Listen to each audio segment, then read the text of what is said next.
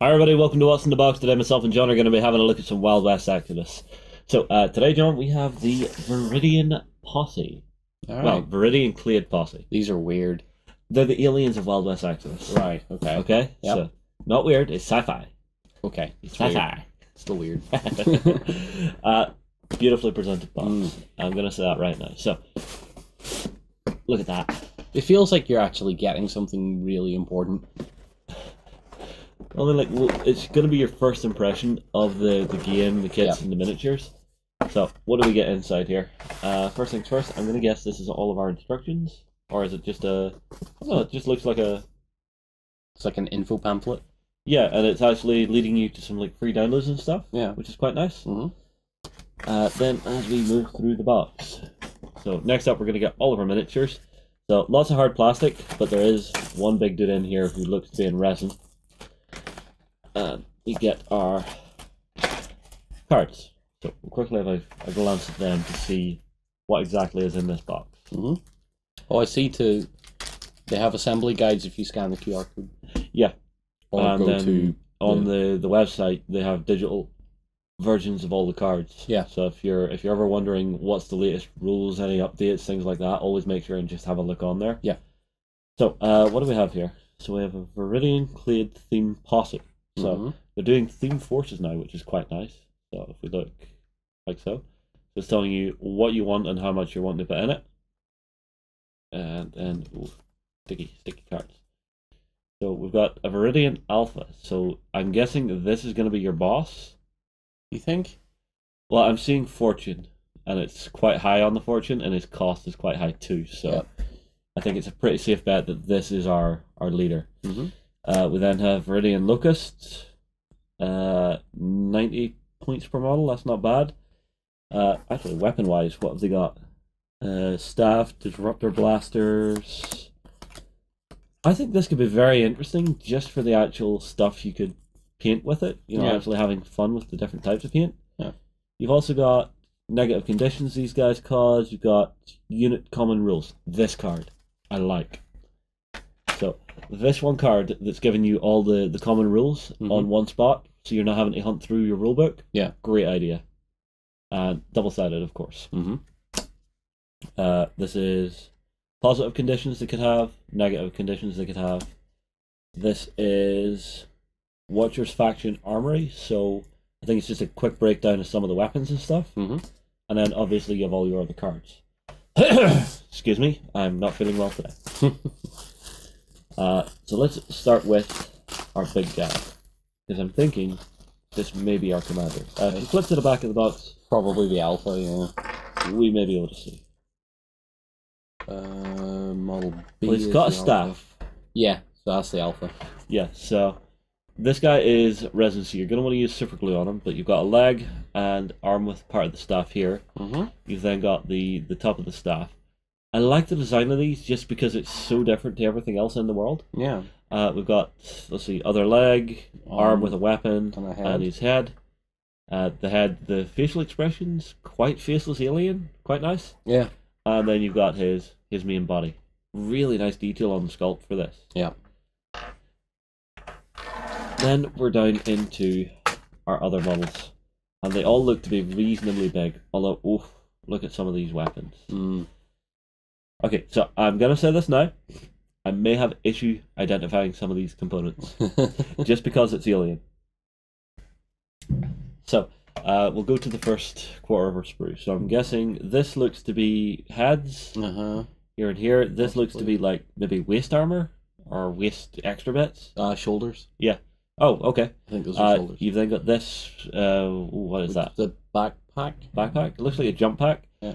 You've then got one of the blasters, and then a melee weapon, which looks absolutely vicious. The melee weapon is for one model in particular, was it Tegel Beta? Okay. Looks like if you put it under camera, actually, yeah, you'll see her on the top here. Well, that one or the other side, or this one. Yeah. Okay. So either or, I guess. Yeah. See, this is the thing. All of this is pretty modular, so you might be able to build multiples of a similar type from this. Yeah. Because it's all looking pretty standardized, which is quite cool. Yep. Then if we continue to move along, you've got your legs and your bodies here. And I think that is pretty much just repeat it around it, save for a couple of points. So you've got lots of weapons here. More of the backpacks here, more of the shoulders here. I think this is a different variant of the shoulders. But everything's nicely numbered along here, so it's going to be really easy to find the components you want for each thing. Yeah. More legs and bodies. More of those melee weapons, shoulders, heads. Yeah. Nice and simple. There... And then have one more little sprue. Yeah. So more... I think these look like shoulder-mounted weapons for some of the Locusts. Yeah, because some of them have that extra armature. Yeah. So this is what makes me think, because you're getting so many of these weapons, you might just be able to rebuild as you please, aside from the way the box is telling you to build it. Yeah. If that is the case, that is going to be absolutely great. And then you obviously get enough bases to do everybody in the box. Yep. Right, I am going to take these and build them myself. Okay. Because I quite like the look of these. Go for it. And I'll also have a look at some of the rules while I'm away, so we will be right back. Okay, everybody, we're back. We have the posse built. How did you find these guys? I actually always enjoy building Wild West Exodus stuff. They're very clever with how they do their join points. You know the way some companies, they're really heavy with the plug-in socket? There's either a big plug or there's a little ball joint or something like that. Yeah. Now, some of these have ball joints, but what they've normally done is they actually do an organic cut to the actual join point. Oh, so it's more of a fit than a plug? Yes, so there's actually like little ridges to it, so it just sort of slides into the exact pose, if that makes sense. I get you. They've done that for a long time and it works really well. Yeah. So the first one I built, obviously, was our Alpha. So this is our leader. He is so badass looking. Yeah, isn't he? That staff looks amazing. The staff is great. Now, it is resin, and this one actually did unfortunately snap off in the box. This is actually meant to be one piece, but it's literally just a little spot of glue, and it's absolutely fine. You could probably pin it if you really felt like it. If you want to, you can. But like I said, it's those organic join points. You don't even see where stuff is joined. There are no like joining lines. I mean, I think you can just about see one around the leg there. Yeah, yeah. But that's just about. Once you get a layer of paint down on that, that's going to be absolutely fine. Ability-wise, these guys have some very cool abilities. Okay. So most of them are rocking out with a Xeno shield, right? In this game, piercing is a huge thing, knocking back your saving throw. Basically, unless it's got a piercing of 4 on it, these guys are going to be knocking 1 off the piercing of all weapons across the board. That makes them so much tougher. On top of that, he has... now, this one I don't really know how to pronounce, so if you would. Shrewd Strategist? Up one. Oh. Enervate or something? Enervate. Enervate, yes. Enervate. So what he can basically do is, for an action point, I can select an enemy unit in line of sight within 12. The target unit must make a mind check. If they fail it, they lose, I think it's D5 fortune chips, and fortune chips are like a resource that you can spend to actually like buy rerolls and stuff. So it's taking away your resource? Yeah, it's very, very good to have. Other than that, he's got the usual standard special rules. He's rocking about with 4 fortune, which is pretty good, you know, for your boss. Weapons-wise, he's got the Viridian staff, which is a range of 3 inches, so he's got like a 3-inch melee range, which is pretty damn big. Piercing menace 3 on that, and it's got a rate of attack 2, so it's pretty damn good. Disruptor blasters, this is something that pretty much all of them have. Range 15, piercing menace 2, rate of fire 1. It's really good. Cool. Next up, we will go to the Tegel Beta. This one's really interesting. So you see the 2 pods on the back? What would you guess those are? I would have said jump jets of some sort, or yeah, they're a jetpack. Yeah. So the Tegel Beta is rocking around with 2 big swords and a jetpack. So obviously quite melee heavy. Yeah. So it's only got the melee option. So these are glaive axes with stun on them. Melee range 1, piercing menace 1, rate of attack 2, which is really nice. This one actually gives you an extra fortune, which is nice because having your faces giving extra fortune is something that happens in the game a lot. Really handy to have just to spend on themselves, actually manage themselves a little bit. Yeah. Ability wise, so they have Xeno Shield, which is that same thing, but they also have Rapid. And one of the things in the game is focusing an action to be able to do it better. So this unit can focus move actions at no additional cost. Right. So sometimes I think if you're focusing the action, if I remember correctly, you have to spend a fortune to do it. I'm not 100% sure. It's been a while since I've played. Mm-hmm. Beautiful model, went together really well.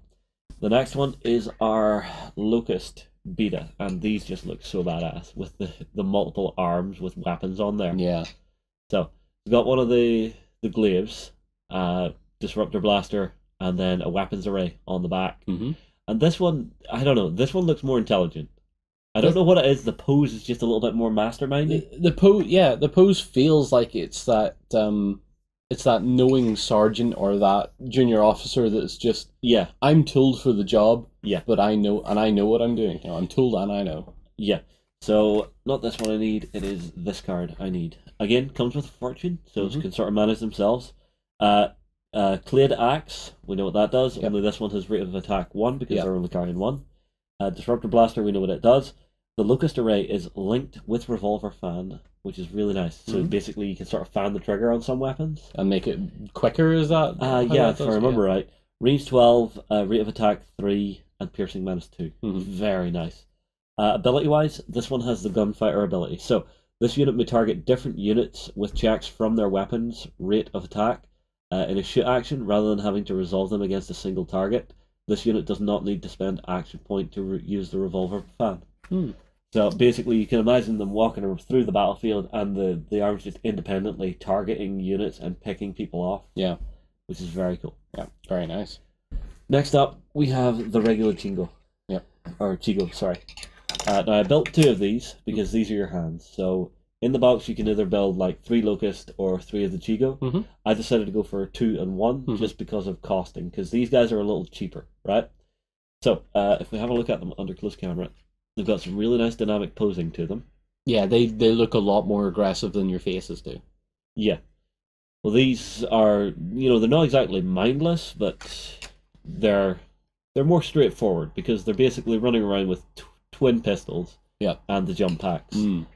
Unfortunately, I'm not exactly sure how that translates into their normal day-to-day, because they've got the Disruptor Blasters with rate of attack 2, which I've displaced. I don't really know what that does yet, but they're 75 points, which is quite cheap.